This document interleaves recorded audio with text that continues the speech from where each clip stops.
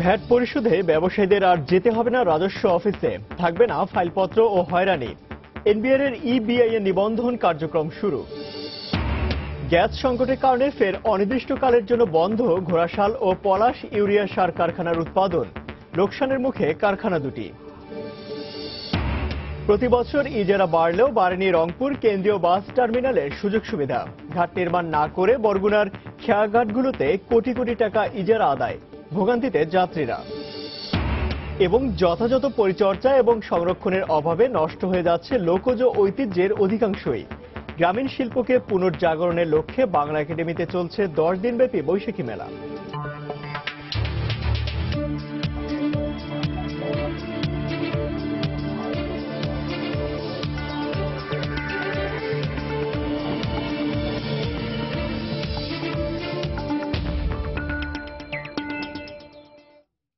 আমন্ত্রণ জানাচ্ছি দেশ ও দেশের বাইরে অর্থ বাণিজ্যের নানা খবর নিয়ে আমাদের নিয়মিত আয়োজন এসময় বাণিজ্যে। আর আপনাদের সঙ্গে আছি আমি ইমতিয়াজ আহমেদ। ভ্যাট পরিশোধে আর কোনো ব্যবসায়ীকে যেতে হবে না রাজস্ব অফিসে, থাকবে না ফাইল নিয়ে দৌড়ঝাঁপ, হয়রানি কিংবা অন্য কোনো ঝামেলা। 1 জুলাই থেকে ঘরে বসে ভ্যাট পরিশোধ করতে পারবেন তারা। এর মধ্যে শুরু হয়ে গেছে ইলেকট্রনিক বিজনেস আইডেন্টিফিকেশন নাম্বার বা ইবিআইএন এর নিবন্ধন কার্যক্রম। চলছে কর কর্মকর্তাদের প্রশিক্ষণও। কেমন হবে কাগজপত্র মুক্ত সেই অনলাইন ভ্যাট ব্যবস্থা, তারই আদ্যপান্ত থাকছে সাজিদ রাজুর রিপোর্টে। মনিটরের সামনে নিবিষ্ট চোখ, চলছে প্রশিক্ষণ। দেশের বিভিন্ন জায়গা থেকে এসেছেন এক ঝাঁক তরুণ ভ্যাট কর্মকর্তা, পরিচিত হচ্ছেন নতুন অনলাইন ভ্যাট ব্যবস্থার সঙ্গে।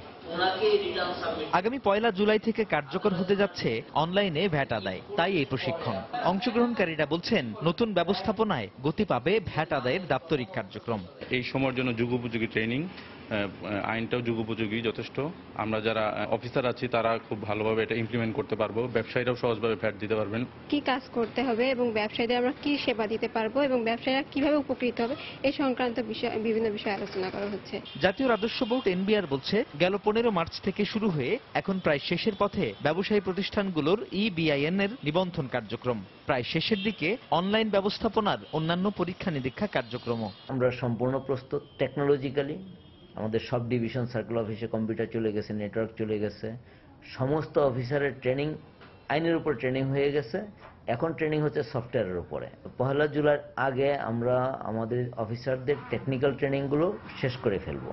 ভ্যাট অনলাইন দপ্তর বলছে অনলাইন ব্যবস্থায় কোনো ব্যবসায়ীকে আসতে হবে না রাজস্ব অফিসে, ঘরে বসেই অনলাইনেই এসএমএস আকারে পাওয়া যাবে রসিদ। একজন ট্যাক্স পেয়ার আবেদন করবেন অনলাইনে রেজিস্ট্রেশনের জন্য, উনি রেজিস্ট্রেশনটা অনলাইনে পেয়ে যাবেন। রিটার্ন দাখিল করবেন অনলাইনে এবং এটার অ্যাকনোলেজমেন্টটা উনি অনলাইনেই পেয়ে যাবেন। এসএমএস এর মধ্যে পাবেন, ইমেলে পাবেন এবং ওনার ইনবক্সেও পাবেন। উনি ব্যাংকে পেমেন্ট করছেন, বাংলাদেশ ব্যাংক, ওই পেমেন্টের ডাটাটা আমাদের সিস্টেমে পাঠিয়ে দিবেন। আমাদের সিস্টেমে যখন পাঠিয়ে দিবেন তখন ওনাকে ট্রেজারি চালানের কপি নিয়ে আমাদের অফিসে আসতে হবে না। সেই সঙ্গে ব্যবসায়ীদের দীর্ঘ হিসাব সংরক্ষণের ঝামেলা ও অসাধু ভ্যাট কর্মকর্তাদের হয়রানিও বন্ধ হবে বলেও মনে করেন তিনি। কঠোরভাবে দেখা হয়। সাজিদ রাজু, সময় সংবাদ, ঢাকা।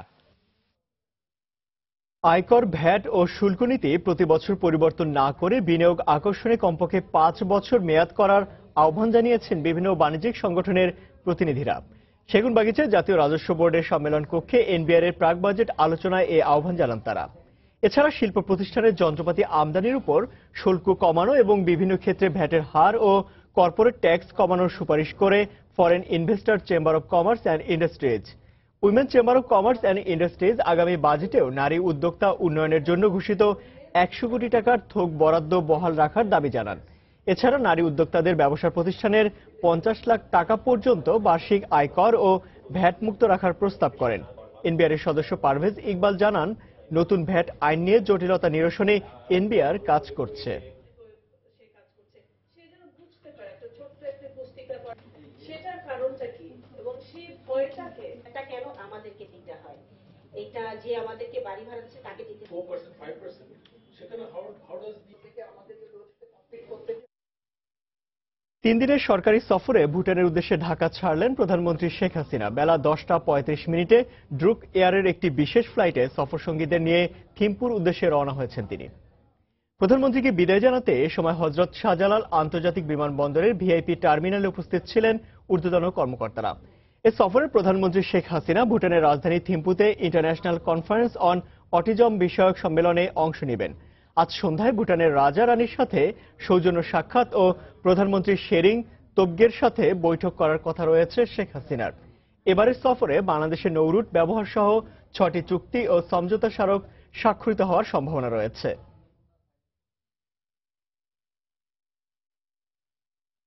3 দিনের সরকারি সফরে আর অল্প কিছুক্ষণ পরেই ভুটানে পৌঁছাবেন প্রধানমন্ত্রী শেখ হাসিনা। এই মুহূর্তে ভুটানে পারো আন্তর্জাতিক বিমানবন্দরে আছেন রিপোর্টার আজহার লিমন। আমরা সরাসরি চলে যাচ্ছি সেখানে। লিমন,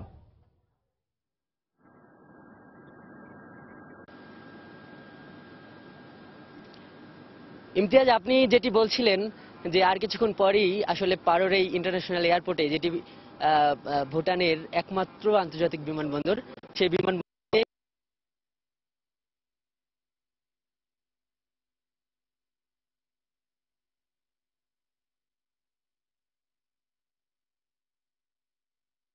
পাহাড়ে ঘেরা এই বিমানবন্দরটিতে প্রধানমন্ত্রী এসে পৌঁছাবেন।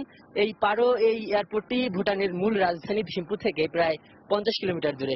আপনাকে একটু জানিয়ে রাখতে চাই যে ঠিক এই বিমানবন্দরেই প্রধানমন্ত্রীকে স্বাগত জানাবে ভুটানের প্রধানমন্ত্রী শেরিং তোবগে, এবং এখানে বাংলাদেশের যে হাই কমিশনার ভুটানের জিষ্ণু রয় চৌধুরীও তাকে স্বাগত জানাবেন।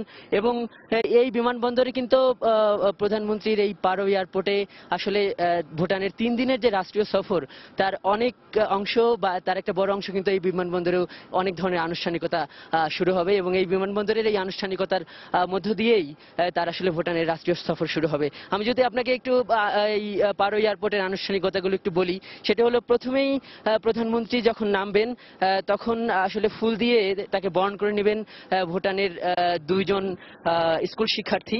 এরপর আসলে ভুটানের যিনি প্রধানমন্ত্রী শেরিং তেগবে তাকে ঐতিহ্যবাহী খদ্দর স্কার্ফ উপহার দিবেন, এবং এরপরই আসলে ভুটানের royal Bhutan army, royal Bhutan police এবং রয়্যাল ভুটানের যে বর্ডার গার্ড রয়েছে তারা প্রধানমন্ত্রীকে গার্ড অফ অনার দিবেন, এবং প্রধানমন্ত্রী কিন্তু সেই গার্ড অফ অনার আসলে পরিদর্শন করবেন। ইমতিয়াজ, আপনাকে আর একটু বলতে চাই যে প্রধানমন্ত্রীর এই সফর অনেক গুরুত্বপূর্ণ, এবং আপনি জানেন যে আমাদের মুক্তিযুদ্ধে প্রথম যে দেশটি আমাদেরকে আমাদের জন্য সমর্থন জুগিয়েছিল, আমাদেরকে স্বীকৃতি দিয়েছিল, সেটি কিন্তু ভুটান। যেই কারণে আসলে প্রধানমন্ত্রী এই সফরে এয়ারপোর্টে তাকে পররাষ্ট্রমন্ত্রী, এদেশের অর্থমন্ত্রী, ভুটান আর্মি প্রধান, মন্ত্রী পরিষদ সচিব, পররাষ্ট্র সচিব সহ আরো অন্যান্য অফিসিয়ালরা কিন্তু এখানে উপস্থিত থাকবেন। এবং আপনাকে একটু বলতে চাই যে আজকে সারাদিন প্রধানমন্ত্রীর 3 দিনের যে সফর, তার মধ্যে আজকের দিনটি কিন্তু সবথেকে গুরুত্বপূর্ণ।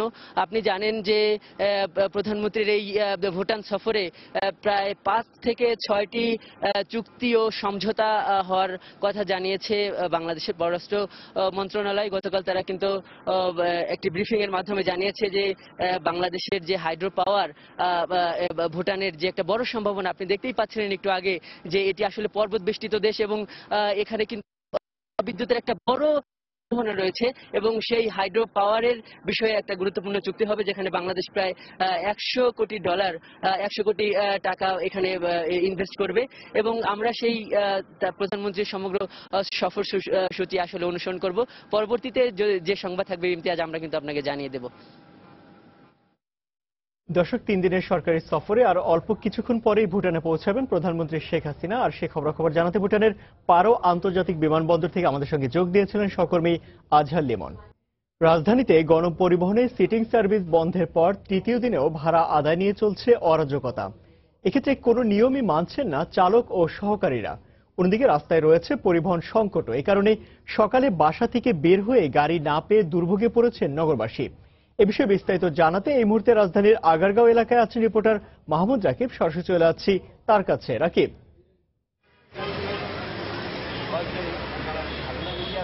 ইমতিয়াজ, রাজধানীতে সিটিং বাস বন্ধ করার পর এখন নতুন করে যে সমস্যাটি তৈরি হয়েছে সেটি আসলে বাস ভাড়ার যে ভাড়ার চার্ট বা যেটিকে বলা হয় রেট চার্ট, তা নিয়ে কিন্তু একটি নতুন করে সমস্যা তৈরি হয়েছে। যাত্রীরা বলছেন যে এই সিটিং সার্ভিস বন্ধ করার পর সরকার থেকে বা যারা বাস মালিক তাদের কাছ থেকে কোনো নতুন করে ভাড়ার চার্ট দেওয়া হয়নি। আর বিআরটিএ বা যারা বাস মালিক তারা বলছেন যে 2015 সালের যে রেট চার্টটি করা আছে বা ভাড়ার চার্টটি করা আছে সেটি মূলত এখনো কার্যকর হবে।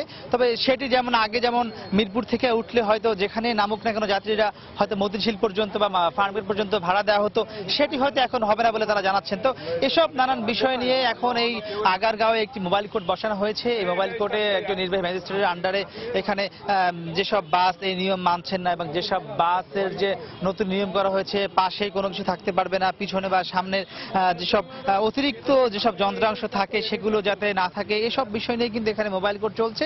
এবং আমরা দেখছি কিছুক্ষণ পর পর কিন্তু এখানে যেসব গাড়ি এই ভাড়া কম নিচ্ছেন না বা এসব নিয়মকানুন মানছেন না তাদেরকে কিন্তু নানানভাবে জরিমানা করা হচ্ছে এবং তাদেরকে নিয়ম মানতে বাধ্য করা হচ্ছে। তো আমাদের সাথে এই মুহূর্তে আছেন বিআরটি এর এনফোর্সমেন্ট ডিপার্টমেন্টের পরিচালক নাজমুল হাসান মজুমদার। আমরা একটু তার কাছে জানতে চাই আসলে যাত্রীরা যে সমস্যার কথা বলছে, তারা বলছে তারা নতুন কোনো ভাড়ার চার্ট পাননি। আপনারা বলছেন 2015 সালে যে চার্টটি করা রয়েছে সেটি ভাড়া হিসেবে কার্যকর হবে। এর পাশাপাশি মোবাইল কোর্টে আপনারা কি কি বিষয় নিয়ে মূলত জরিমানা করছেন একটু আমাদেরকে জানান, আর ভাড়ার চার্টের বিষয়ে একটু বলবেন।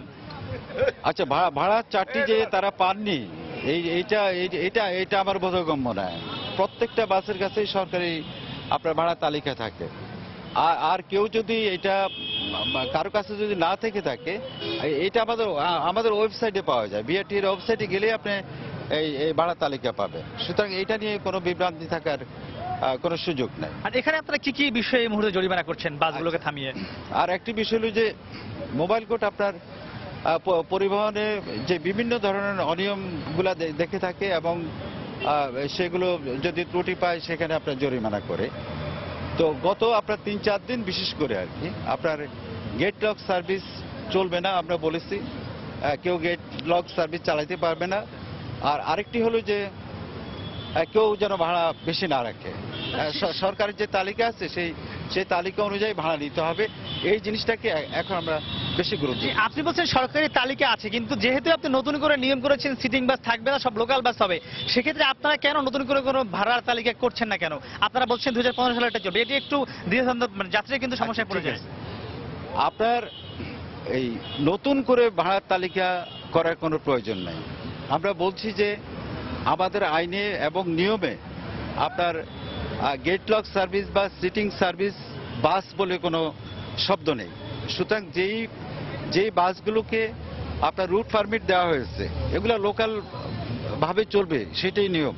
সুতরাং এখানে নতুন করে যে ওনারা আপনার গেট লক সার্ভিস বন্ধ করে দিয়েছে বলে নতুন করে ভাড়ার তালিকা দিতে হবে, এটার কোনো প্রয়োজন নেই। আপনাকে ধন্যবাদ। তো ইমতিয়াজ, উনি যেটি বলছিলেন যে 2015 সালের যে ভাড়ার চার্টটি করা আছে সেটিই চলবে এবং এই ভাড়া অনুযায়ী এখন সবগুলো বাস যাত্রীদের কাছ থেকে ভাড়া আদায় করবে, তবে সেটি লোকাল ভিত্তিতে।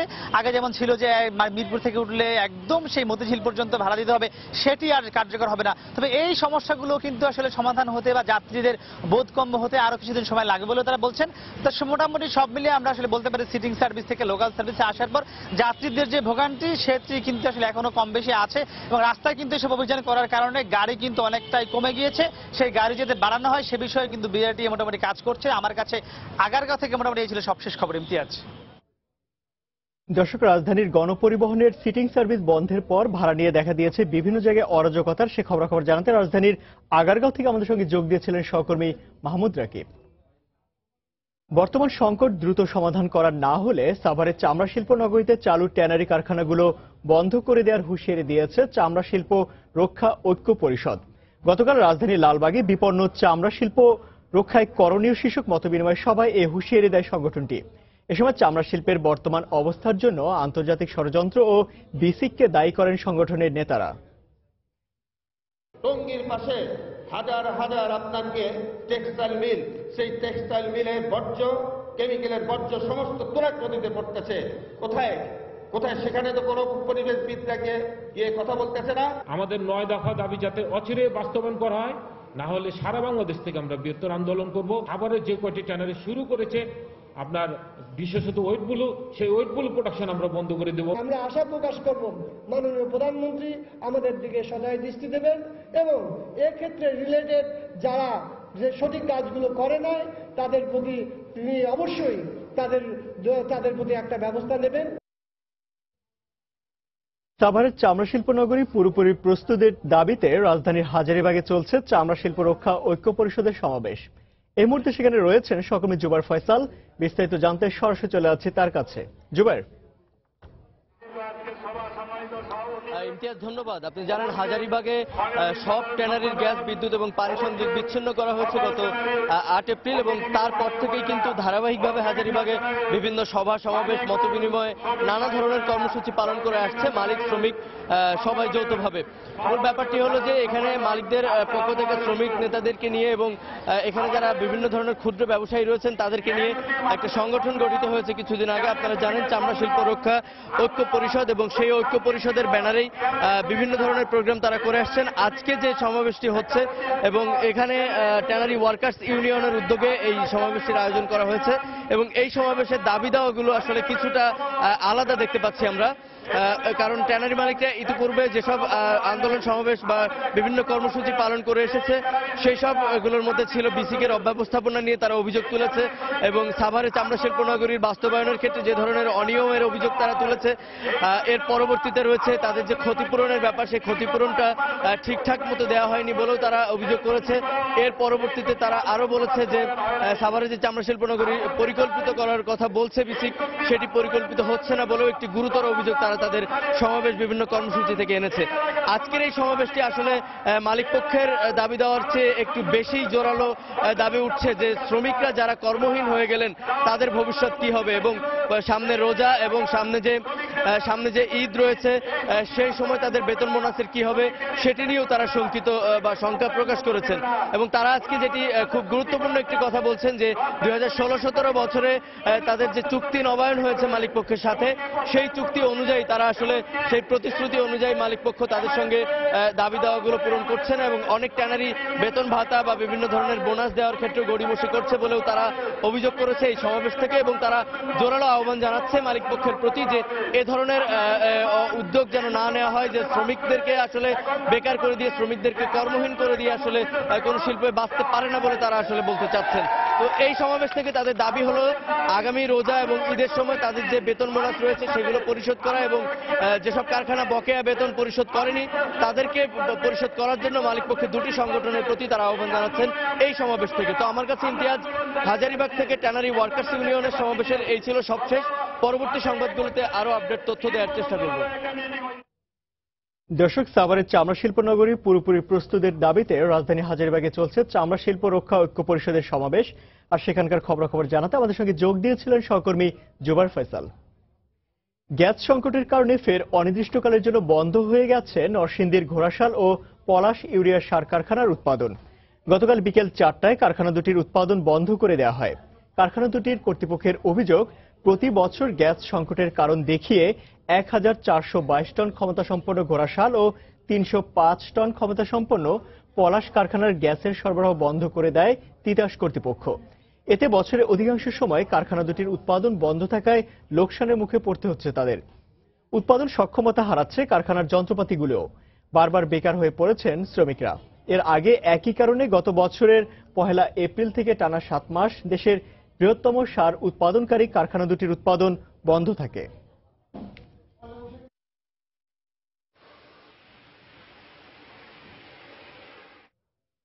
গাজীপুরে বঙ্গবন্ধু হাইটেক সিটি চালু হলে আগামী 10 বছরে সেখানে লক্ষাধিক তরুণ তরুণীর কর্মসংস্থান হবে বলে জানিয়েছেন তথ্য ও যোগাযোগ প্রযুক্তি প্রতিমন্ত্রী জুনায়েদ আহমেদ পলক। গতকাল কালিয়াকৈরের বিশ্বের 7ম এই ডাটা সেন্টারের নির্মাণ কাজ পরিদর্শন শেষে সাংবাদিকদের একথা জানান তিনি। দেশি বিদেশি যে আইটি কোম্পানিগুলো তারা যখন এখানে কাজ শুরু করবে আগামী 10 বছরে আমাদের এখানে শুধু বঙ্গবন্ধু হাইটেক সিটি কালিয়াকৈরে 1 লক্ষেরও বেশি তরুণ তরুণীর কর্মসংস্থানের ব্যবস্থা হবে এবং 21 সাল নাগাদ যে $5 billion ICT export hardware, software এবং সার্ভিস সেক্টর থেকে অর্জন করার যে লক্ষ্য মাননীয় প্রধানমন্ত্রী জননেত্রী শেখ হাসিনা দিয়েছেন এবং 20 লক্ষ তরুণ তরুণীর যে কর্মসংস্থান আইসিটি সেক্টর আগামী 5 বছরে হবে, সেখানে বঙ্গবন্ধু হাইটেক সিটি একটি গুরুত্বপূর্ণ ভূমিকা পালন করবে। প্রতি বছর ইজারা বাড়লেও বাড়েনি রংপুর কেন্দ্রীয় বাস টার্মিনালের সুযোগ সুবিধা। ধসে পড়েছে ভবনের পলেস্তারা, বাথরুম নেই বসার স্থানও। জরাজীর্ণ এই টার্মিনালে আসা যাত্রীরা প্রতিনিয়ত শিকার হচ্ছেন ভোগান্তির। যাত্রী, শ্রমিক এবং বাস মালিকরা বলছেন, যে কোনো সময় ভবনটি ধসে পড়ে বড় ধরনের দুর্ঘটনা ঘটতে পারে। সিটি কর্পোরেশন সমস্যার কথা স্বীকার করে বলছে, শিগগিরই নতুন করে কাজ শুরু করা হবে। শাকিল মাহমুদের ক্যামেরায় আরো জানাচ্ছেন মানিক সরকার। চরম ঝুঁকির মুখে রংপুরের কেন্দ্রীয় বাস টার্মিনালের বিশ্রামাগারটি। ৩৭ বছর আগে নির্মিত টার্মিনালের এই বিশ্রামাগারের ছাদের অংশবিশেষ প্রায়ই ধসে পড়ছে যাত্রীদের মাথায়। বসার প্রয়োজনীয় স্থান নেই বাথরুম এবং পানির ব্যবস্থাও। যাত্রীরা বলছেন, এই টার্মিনালটা ভেঙে সংস্কার করা না হলে ঘটে যেতে পারে বড় ধরনের কোনো দুর্ঘটনা। এই বিল্ডিং দের কোনদিন যে মাথার পানি পড়ে, এখানে বসার জায়গার পরিবেশ নাই, সিট নাই, তারপরে মানুষ পেশাব করতে যাবে, পায়খানা করতে যাবে, এখানে কোনো ব্যবস্থা নাই। 6-7 দিন আগে আমাদের উপরে প্লাস্টার আমাদের টাওয়ার সঙ্গেই পড়ছিল। অন্যদিকে শ্রমিকরা বলছেন, প্রতিনিয়ত তাদের নানা সমস্যার মুখে পড়তে হচ্ছে। একটা যাত্রী আসলে যে পরিবেশটা থাকার দরকার, এখানে সেই পরিবেশটা নাই। এখানেও আধা হাঁটু পানি থাকে সব সময়। আর যে দেখেন উপরে ছায়া, দেখেন কি অবস্থা। বাস মালিক কর্তৃপক্ষ বলছে, প্রতিষ্ঠার পর থেকে প্রতি বছর ইজারা বাড়লেও বাড়েনি ন্যূনতম সুযোগ সুবিধা। টার্মিনাল যখন তৈরি হয়েছে তখন থেকে আজ পর্যন্ত এর সেরকম কোনো সংস্কার হয় নাই। বিভাগ হওয়ার পরেও আজ পর্যন্ত আমরা এর কোনো সুফল পাই নাই। সমস্যার কথা স্বীকার করে নিয়ে সিটি কর্পোরেশনের মেয়র শোনালেন আশার বাণী। এখানে প্র্যাকটিক্যালি অ্যাডমিশন বলতে যে জিনিসটা, সে অ্যাডমিশন বলতে ওখানে কিছু নাই। ওখানে 4 তলা একটা বাস স্ট্যান্ড হবে। স্ট্রাকচার করার যে ডিজাইনও করেছে, কাজ হয়তো এই বর্ষা মৌসুমের আগে না পারলেও পরে হয়তো শুরু হবে। প্রায় 3 একর জমির উপর 1980 সালে প্রতিষ্ঠিত এই টার্মিনাল থেকে প্রতিদিন বিভিন্ন রুটে 1000-এরও বেশি গাড়ি যাতায়াত করে থাকে। মানিক সরকার, সময় সংবাদ, রংপুর। কোনো ঘাট নির্মাণ না করে প্রতি বছর বরগুনার খেয়াঘাটগুলো ইজারা দিয়ে কোটি কোটি টাকা রাজস্ব আদায় করছে জেলা পরিষদ। শুধু ঘাট নয়, দীর্ঘদিন ধরে সুযোগ সুবিধার ব্যবহারেও কোনো পদক্ষেপ নেওয়া হয়নি। বরগুনার বড় নদীগুলো অধিকাংশই উপজেলা থেকে বিচ্ছিন্ন করেছে জেলাকে। আর বিচ্ছিন্ন উপজেলাবাসীকে খেয়া পারাপারে জীবনের ঝুঁকি নিয়ে নেয়ার পাশাপাশি চরম ভোগান্তির শিকার হতে হচ্ছে। জেলা পরিষদ জানায়, যাত্রীদের ভোগান্তি কমানোর পদক্ষেপ নেওয়া হবে। SM সিফাতের তোলা ছবিতে MA আজিমের রিপোর্ট। বরগুনার পায়রা ও বিষখালী নদী জেলা শহর থেকে বিচ্ছিন্ন করেছে 4টি উপজেলাকে। বিচ্ছিন্ন উপজেলাবাসীর জেলায় যোগাযোগের মাধ্যম ইঞ্জিন চালিত ছোট নৌকা বা ট্রলার। প্রতিদিন শিশু থেকে বৃদ্ধ সব বয়সী হাজার হাজার মানুষকে ঝুঁকি নিয়েই খেয়া পার হতে হয়।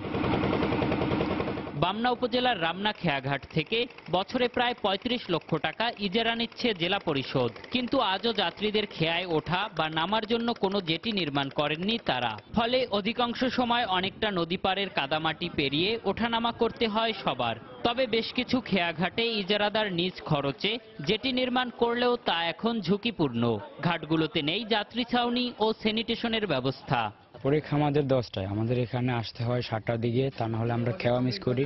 আর যদি আবহাওয়া খারাপ থাকে তাহলে আমরা খেওয়াটা মিস করলে আমাদের পরীক্ষাটা মিস হয়ে যায়। ঘাটের কারণে আমাদের ওঠানাম সমস্যা, কাদা পার হয়ে যায়। জোয়ার ছাড়া গাড়ি উঠতে পারে না, এতক্ষণ অপেক্ষা করতে হয়। ঘাট যদি হয় তাহলে তো লোকজন একটু সচরাচর যাইতে পারে, গাড়ি ঘুরি যাইতে পারে। জেলা পরিষদের চেয়ারম্যান দায়সারাভাবে জানালেন, যাত্রী সুবিধা বাড়াতে পদক্ষেপ নেওয়া হবে। এখন পর্যন্ত সমস্ত খেয়াঘাট আমার দেখার সুযোগ হয়নি। আমি দেখে কি কি সমস্যা আছে, সব সমস্যাগুলোই আমি সমাধান করব। বরগুনা জেলার 16টি খেয়াঘাট থেকে বছরে প্রায় 2.5 কোটি টাকারও বেশি ইজারা আদায় করে জেলা পরিষদ। MA আজিম, সময় সংবাদ, বরগুনা। রাজধানী ঢাকা সহ সারা দেশে গড়ে ওঠা লোকজ ঐতিহ্যের অধিকাংশই যথাযথ পরিচর্যা এবং সংরক্ষণের অভাবে নষ্ট হয়ে যাচ্ছে। কোনো কোনো ক্ষেত্রে সংরক্ষণের উদ্যোগ নেওয়ার পরও উঠেছে অভিযোগ বিভিন্ন। যথাযথ সম্মান এবং পারিশ্রমিক না থাকায় এই কাজে আগ্রহ হারাচ্ছেন কারিগররা। বিশেষজ্ঞরা বলছেন, সমাজ ও রাষ্ট্রের টেকসই উন্নয়ন নিশ্চিতে সংরক্ষণ করতে হবে লোকজ সংস্কৃতি এবং দেশীয় ঐতিহ্য। সোহেল কোরাইশির তোলা ছবিতে আরো জানাচ্ছেন মৌসুমী মৌ। এই সুর জানে হাজারো দীর্ঘশ্বাস, বিরহ ও বিচ্ছেদের পরিণতি। বলা হয়ে থাকে কথা যেখানে পৌঁছতে পারে না সুর সেখানেও পৌঁছায়। এই সুর কখনো বাঁশির মূর্ছনা, আবার কখনো করতালের সঙ্গে রঙিন বাক্সবন্দি জীবনের বর্ণনা। দিন বদলের হাওয়ায় লোকজুড়ে ঐতিহ্য ভুগছে দর্শক খরায়। আবহমান গ্রাম বাংলার চিরায়ত পোড়ামাটির ঘ্রাণ, শেকড়ের টান, ব্যথা ভরা কোনো কাটা আঙ্গুলে বোনা নকশি কাঁথা ক্রমেই হারিয়ে ফেলছে আবেদন। রাজধানীর ধামরাইয়ে বিশ্বখ্যাত কাঁসা শিল্প এখন মৃতপ্রায়। ঐতিহ্যবাহী জামদানি তৈরিতে ভৌগোলিক অবস্থান বিবেচনায় শীর্ষে থাকার পরও মানবেতর জীবনযাপন নারায়ণগঞ্জ জেলার কারিগরদের। সকাল 6টা হইতে রাত 10টা 11টা পর্যন্ত কাজ করি। ডাবল সময় হিসেবে তো আমরা কোনো মজুরি পাই না। আমি যখন যেটা খেয়াল করি সেইটাই তৈরি করি। যেমন পালকিটা বিলীন হয়ে যাচ্ছে, ওই পালকিটা পৌরানো ইতিহাস। আমরা পিতলের এমন কোনো জিনিস না যে কাজ না জানি, কিন্তু আমাদের সরকার আগ্রহ দিলে আমরা এটা চেষ্টা করতে পারি যে আরো সুন্দর করতে। নকশিকাঁথা পরে পরে মনে হয় যে আমাদের জীবন কাহিনী, দুঃখ বেদনা মনে করেন এটার উপরেই আমরা চলি। ব্যবসায়ীরা বলছেন সচেতনতা এবং পরিচর্যার অভাবে হারিয়ে যেতে বসা এই শিল্পকে বাঁচাতে প্রয়োজন পৃষ্ঠপোষকতা। আর বিশেষজ্ঞরা বলছেন দেশীয় ঐতিহ্য রক্ষায় সবার আগে নিশ্চিত করতে হবে শিল্পীদের মৌলিক অধিকার। মানুষের সচেতনতার অভাবে আস্তে আস্তে এই শিল্পটা হারিয়ে যাচ্ছে। আর সরকারিভাবে বেসরকারিভাবে কোনো উদ্যোগ না থাকাতে মানুষ আর এখন সম্মান বোধ করে না। যদি আমাদের ভালো পুঁজি হতো তাহলে আমরা অবশ্যই জামদানির ঐতিহ্য আরো ভালোভাবে আমরা সারা বিশ্বব্যাপী তুলে ধরতে পারতাম। জামদানি শিল্পীটা যে বানালো এত কষ্ট করে, তার পেটে ভাত আছে কিনা, সেই উপার্জন দিয়ে চলতে পারে কি পারে না। জামদানি শিল্প সহ এখনো পর্যন্ত সারা দেশে ইউনেস্কো ঘোষিত সাংস্কৃতিক ঐতিহ্য রয়েছে 5টি। বিশ্বায়নের এই যুগে প্রযুক্তিগত উৎকর্ষতার আড়ালে হারিয়ে যেতে বসেছে দেশীয় ঐতিহ্য এবং লোকজ সংস্কৃতি। বিশেষজ্ঞরা বলছেন এগুলো সংরক্ষণের এখনই জোর পদক্ষেপ নিশ্চিত করতে পারলে বিশ্বের মানচিত্রে আলাদা মর্যাদায় প্রতিষ্ঠিত হবে প্রিয় বাংলাদেশ। মৌসুমী মো, সময় সংবাদ, লোকশিল্প জাদুঘর, সোনারগাঁও। এদিকে বায়োস্কোপ, ঢোল, একতারা, দোতারা, খঞ্জরির মতো যন্ত্রগুলো একসময় গ্রাম বাংলার অন্যতম বিনোদনের উৎস হিসেবে বিবেচিত হলেও এখন তা হারিয়ে যেতে বসেছে। যদিও বিভিন্ন লোকজ উৎসবের এখনো দেখা মেলে ঐতিহ্যবাহী এসব যন্ত্রের। বাংলার ঐতিহ্যবাহী লোকজ শিল্পকে পুনর্জাগরণের লক্ষ্যে রাজধানীর বাংলা একাডেমিতে চলছে 10 দিনব্যাপী বৈশাখী মেলা।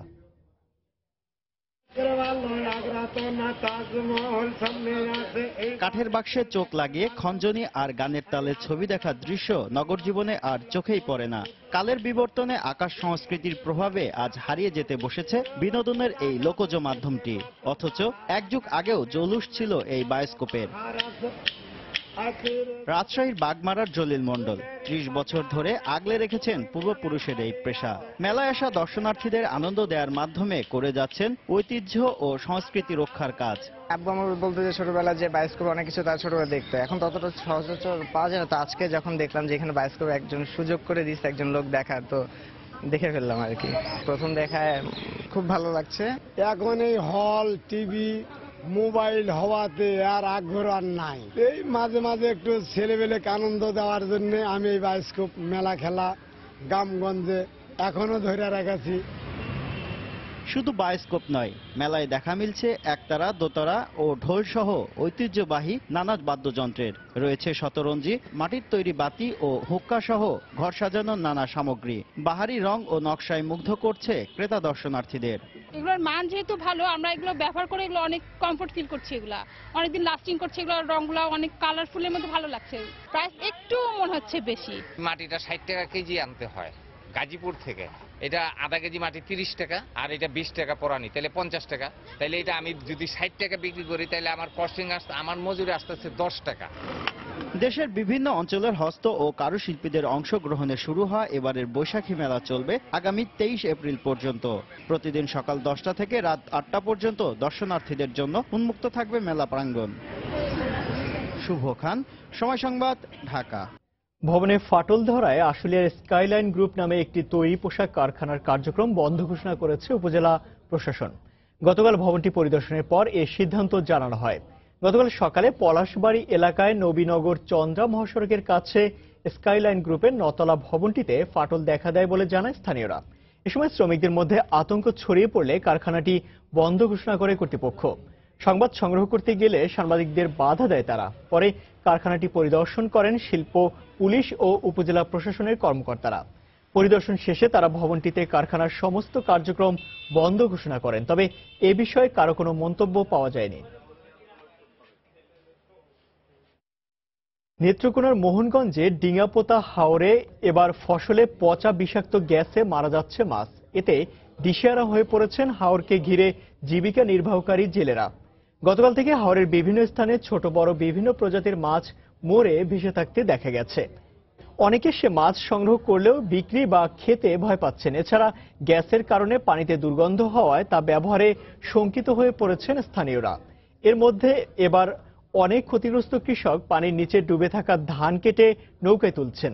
এদিকে গ্যাসের কারণে মারা যাওয়া মাছ খেলে ক্ষতি নেই বলে জানিয়েছেন উপজেলা মৎস্য কর্মকর্তা। গত 1 এপ্রিল ভারী বর্ষণের কারণে পানির তীব্র চাপে মোহনগঞ্জের ফসল রক্ষা বাঁধ ভেঙে তলিয়ে যায় উপজেলার ডিঙাপোতা হাওর। এতে নষ্ট হয়ে যায় হাওরের প্রায় অধিকাংশ আধা পাকা বোরো ফসল।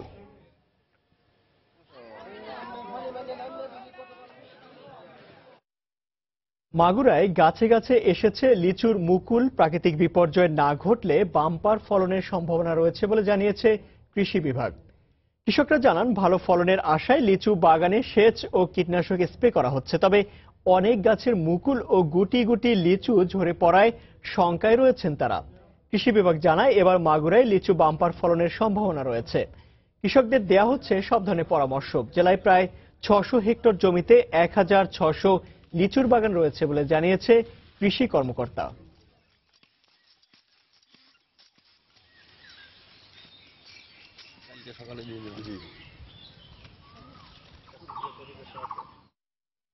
এবার জানিয়ে দেব ঢাকা স্টক এক্সচেঞ্জের লেনদেন পরিস্থিতি। চলে যাচ্ছে ডিএসসি অফিসিয়াল ওয়েবসাইটে।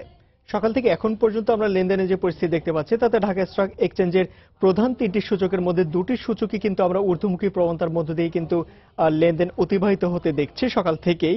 এর মধ্যে শুরুতে যদি আমি জানিয়ে দিই, ঢাকা স্টক এক্সচেঞ্জের ডিএসসি এক্স অর্থাৎ প্রধান যে সূচকটি, সেই সূচকটির অবস্থান কিন্তু এই মুহূর্তে নিম্নমুখী প্রবণতা রয়েছে। সকাল থেকে যদিও এটি ঊর্ধ্বমুখীতেই আমরা দেখেছিলাম, এই মুহূর্তে এই সূচকটি 1.10 পয়েন্টের মতো কমেছে এবং অবস্থান করছে 5595 পয়েন্টে।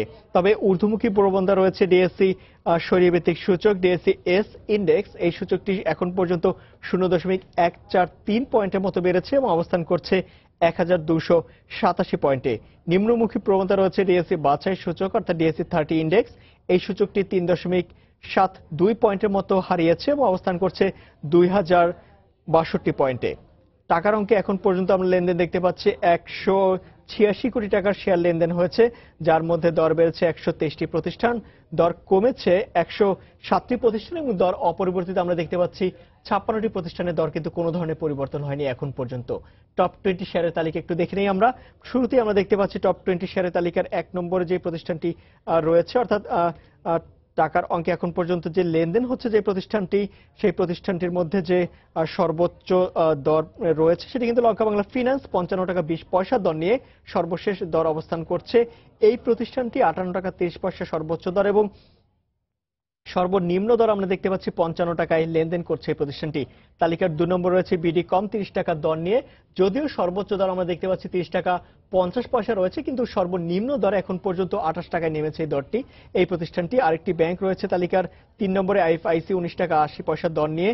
তালিকার পরবর্তী অবস্থান 4 নম্বর রয়েছে সাজিবাজার পাওয়ার কোম্পানি লিমিটেড 146 টাকা 60 পয়সা দর নিয়ে তালিকার 4 নম্বর অবস্থান করছে, যদিও সর্বোচ্চ দর 148 টাকা এবং সর্বনিম্ন দর 145 টাকা 60 পয়সা আমরা দেখতে পাচ্ছি এই প্রতিষ্ঠানটি লেনদেন করছে। তালিকার পরবর্তী অর্থাৎ 5 নম্বর রয়েছে ব্যাংকিং খাতের আরও একটি প্রতিষ্ঠান সিটি ব্যাংক 37 টাকা 30 পয়সা দর নিয়ে এবং সর্বোচ্চ দর আমরা দেখতে পাচ্ছি 38 টাকা এবং সর্বনিম্ন দর 37 টাকা 30 পয়সা দর নিয়ে লেনদেন করছে কিন্তু এই প্রতিষ্ঠানটি। তো মোটামুটি ঢাকা স্টক এক্সচেঞ্জের এই ছিল আমার হাতে সর্বশেষ অবস্থান।